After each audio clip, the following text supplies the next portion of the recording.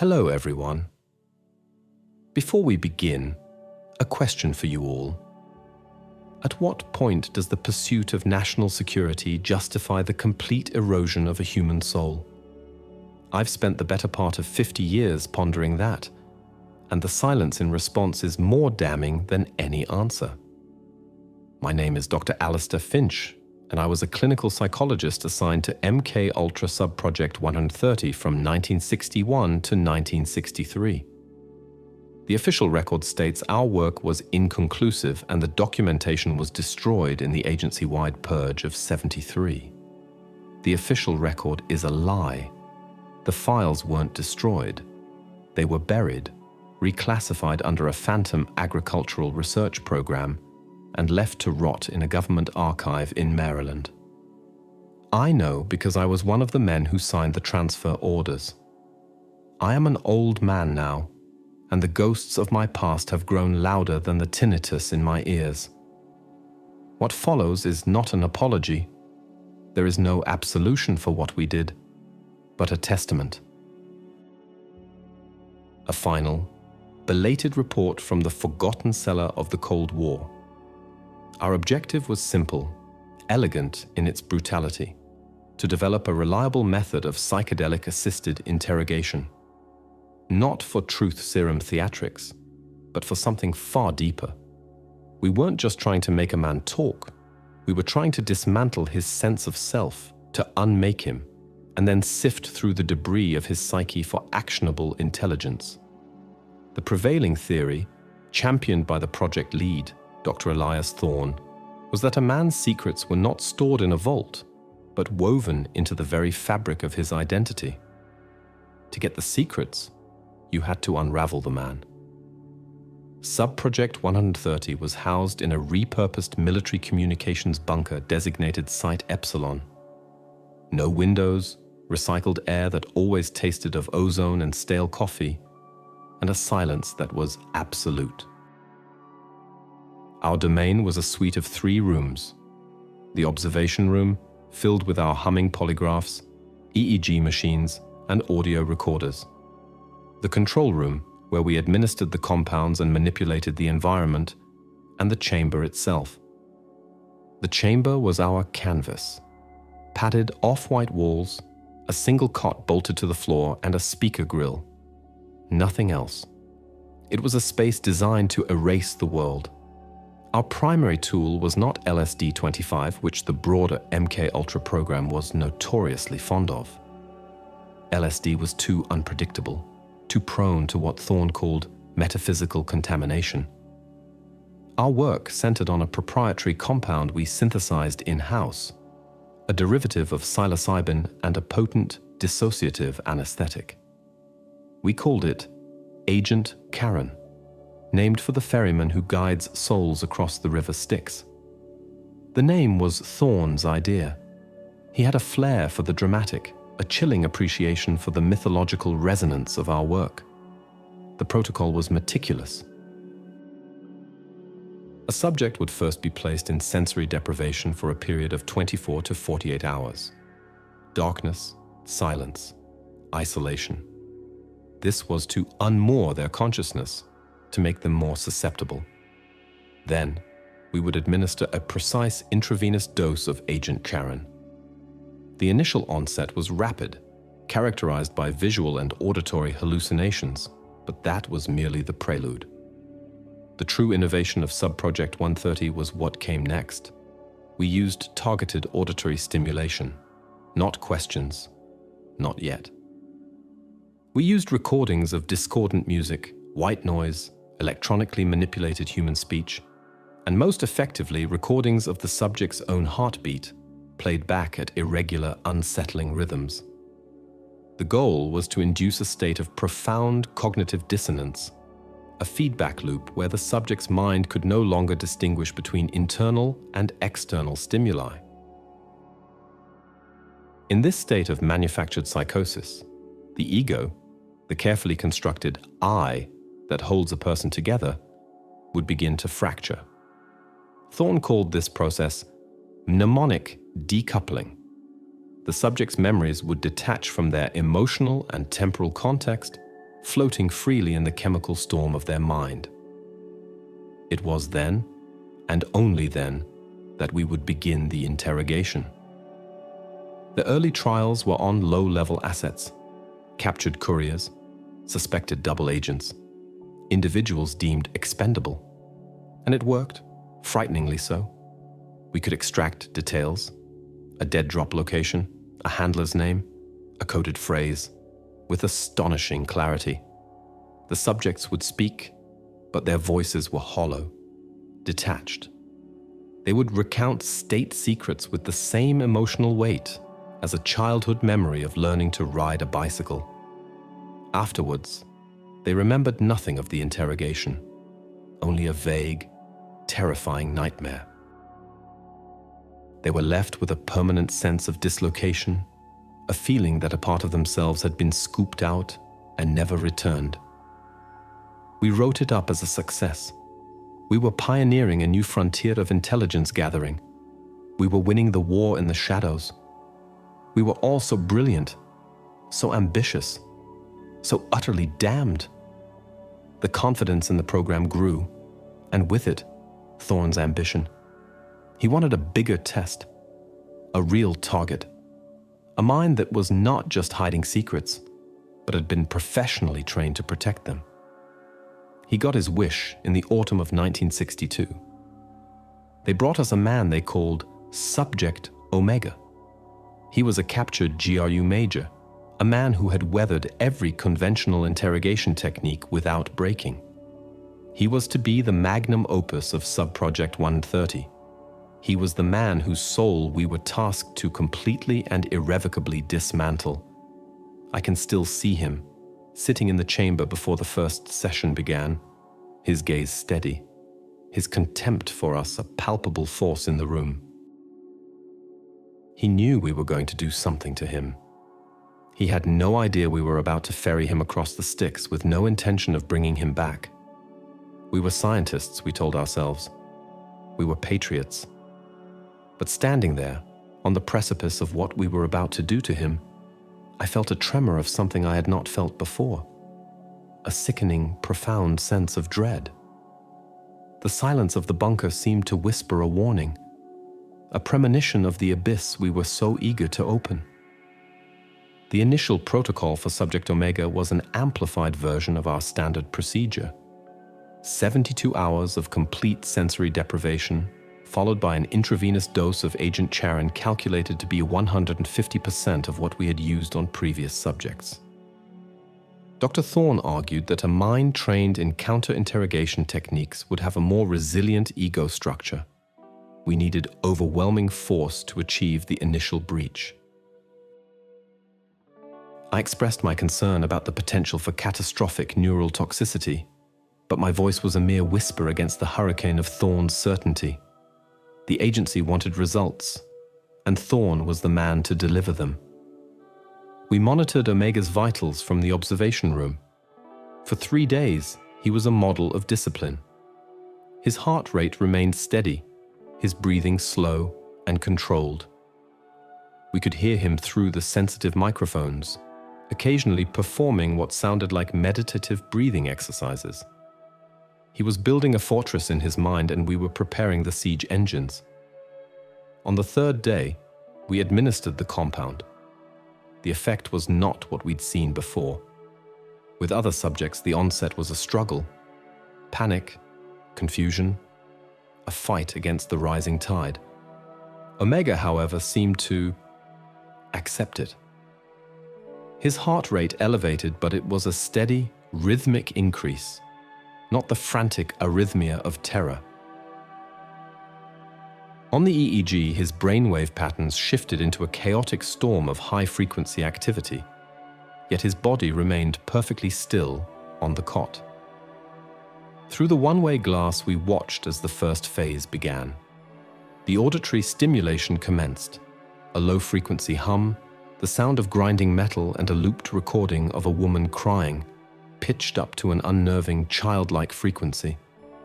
This was the softening phase, designed to create a baseline of anxiety and disorientation. Omega did not react. He lay on the cot, his eyes open and unfocused, staring at the padded ceiling. Thorn paced behind me, his knuckles white as he gripped a clipboard. "He's resisting?" he muttered, more to himself than to me. "His discipline is holding. He's compartmentalizing the experience." For 12 hours, we cycled through our library of disquieting sounds. Nothing. It was like throwing stones at a battleship. The man was an enigma. He was inside the storm we had created, but he was not a part of it. The first verbal interrogation attempt was my responsibility. Following the protocol, I was to use simple, non-emotive prompts, delivered through the speaker in a synthesized, monotone voice. "What is your primary mission objective?" The synthesized voice echoed in the sterile chamber. Silence. We saw his pupils dilate slightly on the monitor. The EEG showed a spike in activity in the temporal lobe, the region associated with auditory processing and memory. He had heard. He was processing. He was refusing. I repeated the question, and then again. On the fourth repetition, he spoke. His voice was hoarse from disuse, but unnervingly clear. "The objective is to observe the observers," he said in perfect, unaccented English. A cold shock went through the observation room. Thorn stopped pacing. We looked at each other, the unspoken question hanging in the air. Was he talking about his mission, or was he talking about us? "Elaborate," my synthesized voice commanded. Omega smiled then, a slow, thin curl of his lips. It was the most terrifying thing I had ever seen. It was a smile of absolute control in a situation designed to strip away all control. "You peel the onion," he said, his voice a low rasp. "But you do not ask what is at the center. You are afraid to find there is nothing there. Or worse, that you will find a mirror." He was actively analyzing our methods while under the influence of a massive dose of a hallucinogenic compound. He wasn't just resisting. He was engaging us on a psychological battlefield of our own design. Thorn was furious. He saw it as a personal challenge. He ordered another dose of Agent Karen, a booster that pushed the concentration in Omega's system into uncharted territory. "We're not peeling the onion anymore, Alistair," he hissed at me when I tried to protest. "We're putting it in a goddamn blender." The second dose hit him hard.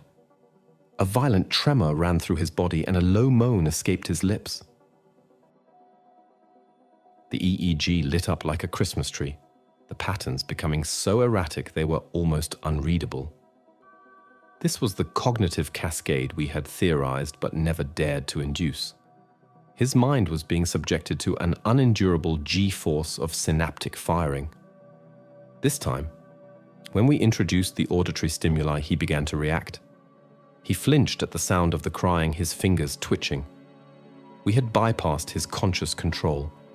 We were now attacking the raw, primal structures of his brain. It felt less like an interrogation and more like a vivisection of a conscious mind. We kept him in that state for another day, a suspended hell of chemical and sonic assault. He began to talk. Not to us, but to himself, or to phantoms in the room. He spoke in Russian, disjointed fragments of his life.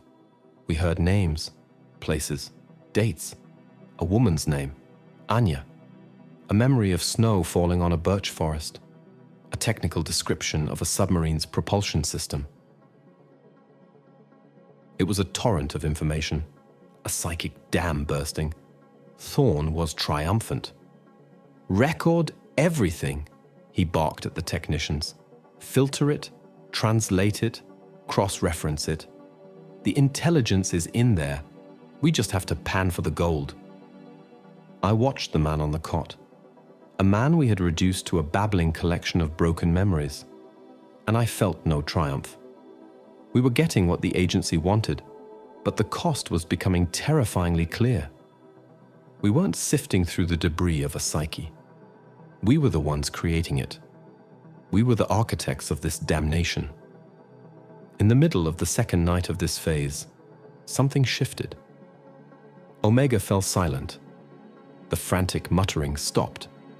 His body went slack. For a moment, we thought we had lost him, that his heart had given out. But the monitors showed he was stable. His brainwaves, however, had changed again. They settled into a slow, rhythmic delta pattern, a state usually associated with deep, dreamless sleep. But his eyes were wide open. He was staring at the one-way glass. He was staring directly at us. Then he spoke again, his voice now calm, lucid, and filled with a strange, hollow pity. "I see you, Dr. Thorne," he said. "I see your ambition. It's a hungry ghost." He then turned his head slightly.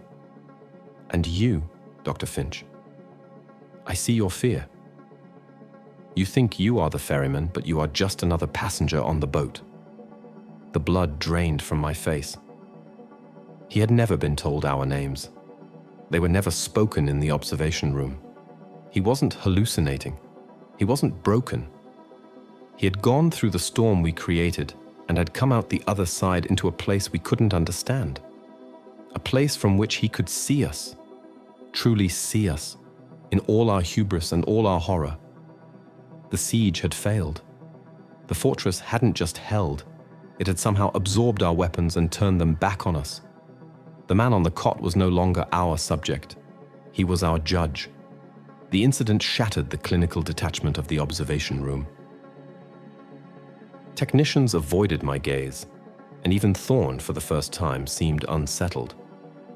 Omega's impossible knowledge of our names was a breach of a fundamental law of our controlled reality. It was as if a lab rat had suddenly critiqued the experimental design. Thorne rationalized it away, of course. He posited that Omega had overheard our names during a transfer, or that it was a sophisticated psychological trick, a lucky guess amplified by the drug-induced paranoia. But his explanations were hollow, and we both knew it. The real terror was the alternative. That in our attempt to deconstruct his mind, we had inadvertently unlocked some latent perceptual ability, a form of radical empathy or clairvoyance born from the chemical crucible. We had wanted to open a door in his mind, and it seemed he had stepped through it and opened one in ours. The project's overseers from Langley were growing impatient. The fragmented intelligence we had collected from Omega's induced delirium was a chaotic mess. It was a list of names without context, technical data mixed with poetic nonsense, and place names that spanned 3 decades. It was a haystack of information with no guarantee of a needle inside. They wanted actionable intelligence, not the ramblings of a chemically lobotomized oracle. The pressure fell squarely on Thorne. His career and the future of Subproject 130 depended on breaking Omega cleanly. His response was not to reconsider our methods, but to double down with a terrifying level of zealotry. He drafted a new protocol, one he named the Karen Gambit. It was a theoretical endpoint we had discussed only in the most abstract terms, a procedure so extreme it bordered on the homicidal. The Gambit was based on the concept of forced memory regression. Thorne's theory was that Omega's conscious, trained mind was still filtering the output. The solution he proposed was to bypass it entirely. This involved a massive, near-lethal bolus of Agent Karen, administered in conjunction with a powerful cocktail of amphetamines and barbiturates. The goal was to simultaneously push the brain to its absolute peak of activity while chemically suppressing the higher cortical functions, the seat of the ego and self-control. In essence, we would be turning his brain on full blast while switching the pilot off. The final and most horrific element of the gambit was the introduction of direct sensory assault. No more subtle auditory cues.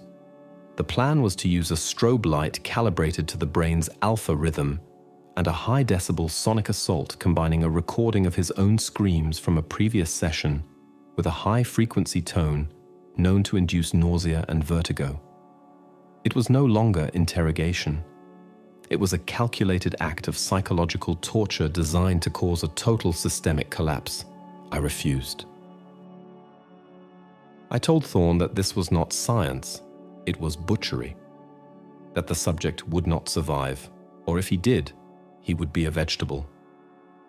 My protest was noted, officially. I was asked to put my objections in writing for the project file, a bureaucratic maneuver to indemnify Thorne and the agency. My signature on that document was both a protest and an act of complicity. I did not walk away. I stayed. God help me, I stayed. I told myself it was to be a witness, to document the line we were about to cross. But the truth is more shameful. I was paralyzed. I was a cog in a machine I had helped to build, and I no longer knew how to stop it. The day of the Karen Gambit is seared into my memory. The air in the bunker was thick with a funereal tension. The technicians prepared the chemical cocktail with the grim precision of executioners. Thorne was a man possessed, his eyes gleaming with a feverish light. A high priest preparing for the ultimate sacrifice. We strapped Omega to the cot. He did not resist. He watched us with that same unnerving, pitying calm. His last words to me as I checked the leads of the EEG attached to his scalp were whispered. "You are more trapped in this room than I am, Doctor." Then the drugs began to flow. The reaction was immediate and violent. His body arched against the restraints, a silent scream frozen on his face. Every muscle convulsed. The monitors went wild, alarms beeping as his heart rate and blood pressure skyrocketed to levels that should have killed him. The EEG output was a solid block of black ink, a brain on fire. Thorne ordered the sensory assault to begin. The room was plunged into a blinding rhythmic strobing. A wall of unbearable sound slammed into him. His own electronically distorted screams layered over a piercing whine. It was an experience designed to shatter the sanity of any living creature. And then he began to speak. It was not the fragmented muttering of before. It was a clear, steady stream of consciousness, a voice from the heart of the inferno. He spoke of operational details, names of agents in a network in West Berlin, the technical specifications for a new type of guidance system, the location of a dead drop in Vienna. It was a waterfall of pure, unadulterated intelligence. Thorne was ecstatic, shouting at the technicians to get it all. He was vindicated. His gambit had worked. For nearly an hour, the secrets poured out of Omega. He laid the entire GRU network in Europe bare. And then, as abruptly as it began, it changed. The voice faltered. The flow of intelligence stopped. He began to speak of Anya again. He described her face, the way she smelled of cinnamon and winter air. He spoke of a promise he had made to her by a frozen lake. He wasn't just remembering it. He was reliving it, his voice filled with a desperate, heartbreaking love. He then regressed further to his childhood. He spoke to his mother in a small, frightened voice, describing a monster in his closet. He cried for his dog, lost when he was 7. We were moving backwards through his life, witnessing the emotional cornerstones of his soul being ripped out one by one. Thorne kept yelling, "Go back to the Berlin network. Focus him." But there was nothing to focus. We were listening to a man's entire existence being played in reverse, a life unspooling toward its beginning. The final stage was the most unbearable. He stopped speaking in words. He began to make sounds, the gurgling and cooing of an infant. The EEG patterns devolved, simplifying, the complex waves of an adult mind collapsing into the primitive rhythmic bursts of a newborn. We watched in horror as a lifetime of experience, of love, of pain, of knowledge was erased in real time. Finally, there was only silence. His body went limp.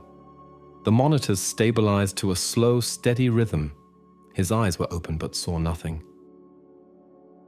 The man known as Omega was gone. What was left on the cot was a shell, a living body with a brain wiped clean, returned to a state of primal innocence. Thorne switched off the strobe and the sound. The sudden silence was deafening. He stood over the cot, looking down at what he had created. There was no triumph on his face now, only a stark, empty bewilderment. He had won. He had gotten everything. And in doing so, he had breached a boundary of human cruelty that left him and all of us standing in a place far colder and darker than any Siberian gulag. We had not just killed a man's mind. We had uncreated his soul. The aftermath of the Karen Gambit was a study in bureaucratic sanitation. A team of agency cleaners arrived within hours. They were not scientists or spies. They were men who specialized in making problems disappear. Subject Omega, now a catatonic, non-responsive human shell, was removed from Site Epsilon on a gurney, a sheet pulled over his head as if he were already a corpse. We never learned his fate. The official report, which I was forced to co-author with Thorne, was a masterpiece of clinical obfuscation. It detailed a successful application of advanced neurochemical interrogation techniques resulting in the acquisition of significant, actionable intelligence. It mentioned a consequent psychotic break in the subject, framing it as an unfortunate but acceptable side effect. The final horrifying moments of Omega's psychic erasure were sanitized into a single sentence. Subject entered a persistent, non-responsive catatonic state post-procedure. The intelligence he had provided was, by all accounts, a massive coup for the agency. The Berlin network was rolled up within a month. The information on the guidance system reportedly set the Soviet missile program back by 5 years. Thorne was hailed as a genius within the clandestine circles of Langley. He was promoted and transferred out of Subproject 130, moved to a higher-level advisory role overseeing the broader psychological warfare program. I never saw him again, but I heard whispers of his work for years, a phantom presence behind the agency's most morally ambiguous operations. Subproject 130, however, was quietly terminated. The official reason was that the procedure was too unpredictable for widespread field application. The unofficial reason, which I pieced together later, was that the sheer brutality of what we had done to Omega had unnerved even the most hardened elements of the agency's leadership. It wasn't a question of morality. It was a question of control. We had created a weapon that was too powerful, too absolute. It was like inventing a bomb that not only leveled a city but also erased it from historical memory. Such power was terrifying even to the men who craved it most. The files, all of them, the EEG readouts, the audio tapes of Omega's regression, my dissenting memos, Thorne's protocol drafts, were boxed up. They were given a new classification, Argentum, a level I had never heard of before or since. Then they were shipped to the Federal Records Center under the guise of mid-century agricultural yield studies. It was a joke in the poorest taste. We had harvested a man's soul, and now the records of that harvest were filed next to data on corn and soybeans. I was debriefed for 3 days in a sterile room in Langley. The men who questioned me were polite, professional, and utterly chilling. They made it clear, without ever stating it explicitly, that my continued health and freedom were contingent upon my absolute and eternal silence. The National Security Act was invoked. The word treason was used in a calm, conversational tone. I signed the non-disclosure agreements. I signed the secrecy oaths. I signed away my right to ever speak of Site Epsilon, of Agent Charon, of the man we called Omega. I left the agency and the world of psychology altogether. I couldn't bear to look at another human mind without seeing it as a fragile collection of memories that could be systematically dismantled. I moved to the Pacific Northwest, took a job as a librarian at a small community college, and tried to lose myself in the quiet order of the Dewey Decimal System. For decades, I lived in a self-imposed exile, haunted by the silence of the bunker, the silence of my complicity, the silence of Omega after his mind was gone. The ghosts were always there, in the quiet moments. The sound of a synthesized voice in a quiet room, the flicker of a fluorescent light reminding me of the strobe, the face of a student lost in thought, bringing back the image of Omega's empty, staring eyes. I built a life, a quiet and unremarkable one, but it was a life built on a foundation of unatoned sin. Then, in the late 1990s, with the first wave of declassified MK-Ultra documents, the story began to leak out in fragments. The public learned about the LSD tests, the operations in New York and San Francisco, the work of Sidney Gottlieb. But Subproject 130 was never mentioned. Our files were buried too deep, our work too extreme. The official narrative painted MK-Ultra as a rogue, almost farcical program of bumbling acid tests. The public was horrified, but they were never told the full truth. They were never told about the methodical scientific precision with which we pursued the complete destruction of a human being. They were never told about Site Epsilon. I am an old man now. My hands tremble when I write. The people from that time are almost all gone. Thorne, I learned, died of a heart attack in the 80s. The technicians have faded into obscurity. Only I remain, the reluctant chronicler, the last witness. A few years ago, a Freedom of Information Act request by a persistent historian shook something loose. A manifest from the Maryland archive was released, and on it, a line item. YLD MCM, Subseries 130. The Agricultural Study. My heart nearly stopped when I read it. The files still exist. They are sleeping in a box on a shelf, a testament to what we did. I know that by writing this, I am breaking the oaths I swore. I am violating the National Security Act. But I am 87 years old. The judgment of a government tribunal is far less terrifying to me now than the judgment of whatever awaits me after this life.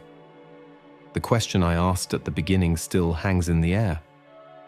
At what point does the pursuit of national security justify the erosion of a human soul? I have given you my story, my data point. We believed the threat we faced was absolute, and in our fear, we became absolute ourselves. We sought to defeat an inhuman ideology by becoming inhuman. We looked into the abyss, and instead of the abyss looking back, we meticulously documented its dimensions, refined the process of falling into it, and then pushed another man in to see how long it would take for him to hit the bottom. The forgotten files of Subproject 130 should serve as a warning, not about the dangers of psychedelic drugs, but about the eternal seductive danger of believing that a righteous end can ever justify a truly monstrous means. The soul is not a fortress to be besieged or a code to be broken. It is a fragile, sacred thing, and once it is shattered, no amount of actionable intelligence can ever piece it back together. This concludes my account. My role in these events is a stain that time cannot wash away. My hope is that by bringing this into the light, some small measure of truth can be salvaged from the wreckage of our hubris. The legacy of Subproject 130 is not in the intelligence we gathered, but in the humanity we lost. It is a cautionary tale written in the silent, screaming language of a man's unmade mind. What we did at Site Epsilon was predicated on a fundamental lie, that one could separate a man from his secrets. We learned, in the most horrific way possible, that they are one and the same. To destroy the secrets, you must destroy the man. This is the terrible algebra of programs like MK-Ultra. The documents in that Maryland archive contain the clinical proof, the sterile reports, the detached observations, the chillingly precise chemical formulas. But they cannot convey the smell of the recycled air, the oppressive weight of the silence between auditory assaults, or the look in a man's eyes as he realizes his own mind has become an instrument of his own torture. They cannot convey the sound of a life being erased, one memory at a time. The world has changed since the 1960s. The Cold War is a chapter in history books, but the forces that gave birth to Subproject 130 have not vanished. The fear of the other, the seductive promise of a technological solution to a human problem, the willingness to sacrifice fundamental principles for the illusion of security, these are perennial threats. Every generation faces its own version of this temptation.